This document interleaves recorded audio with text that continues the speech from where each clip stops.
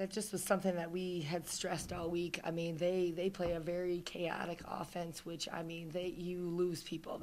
We call it cluster, and they're in this big bunch, and they are back screening and flex screening and flare screening, and we're trying to stay with, and we really worked on that all week in our man-to-man. So I thought we did a good job for the most part until the end of the game when number 4 was just able to kind of turn the corner on us and get to the basket. But for the most part, that was a good thing, and we were able to go to a 2-3 zone. Obviously, they have good shooters, and they run a very, very good zone offense where, you're tied up with that one, and then they pitch to the other 2 kids. So, I mean, we really had to concentrate every second, and we were, lucky in certain instances, and were able to come up with the rebound on that first miss. So that was one of our goals.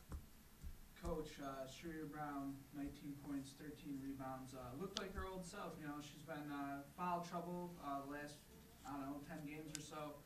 Just comment on her performance. You know what, she did so good, and it's like I can just tell on the court her energy when she's talking, and she's coming over to me saying, should we run this, or can we do this, and this is open. And so I knew that she at that point was really, really engaged in the game, and she really wanted to win. And not that she doesn't want to win every game, but I could just tell absolutely that she was dialed in completely and just wanted to get this one. So we do watch film, and the commentators at Youngstown made a few comments about Brandy Brown, who obviously terrible thing for her to go down, but that's a senior showing a sophomore how it's done. And I think she may have heard that, which she did in tape session. So she may have had kind of a little bit of a chip on her shoulder going out there saying, hey, you know what, I get it, but, I can play too. So talk a little more about Brandy Brown. She's a big key for them.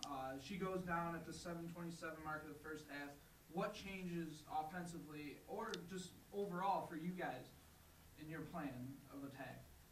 You know what, they switch everything. So I mean, it was still our attack to set a few ball screens, but I mean, obviously we want to pound it inside at that point because they just they're just outmatched physically. But the only thing is they are very intelligent, and it drives me nuts. But they do a good job of getting into spots where they're able to draw offensive fouls, and that's something where every time Rita catches, you're a little nervous that she's gonna maybe turn the wrong way and then the play's over. So do you continue to pound it and take that chance, or maybe get her moving around a little bit or whatnot? But yeah, obviously with that kid out of the game, it hurt them both mentally, I think, probably, and physically. And talk a little bit about this Horizon League tournament coming up. I know you guys got a game in Valpo.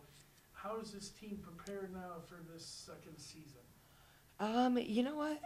I guess only time will tell. I mean, I'm very disappointed with our turnovers and just our management at the end of the game, and I'll take the blame for that. But I mean, just kind of errant passes, and obviously everyone knows we're trying to go inside at some point, and other players need to recognize angles. I mean, didn't you go to geometry class?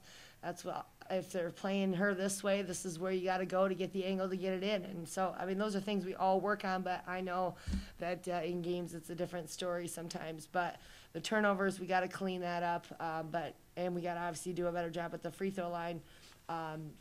But hey, we are a team that if we play clicking on all cylinders, I feel like we can be competitive. If we decide not to show up, then we're going to get beat, and probably beat pretty bad.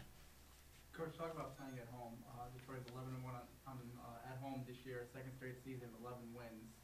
I mean, this just turned into a huge home court advantage, and obviously hosting a quarterfinals game, and who knows anything after that, but just the success Detroit's had here really the last couple of years.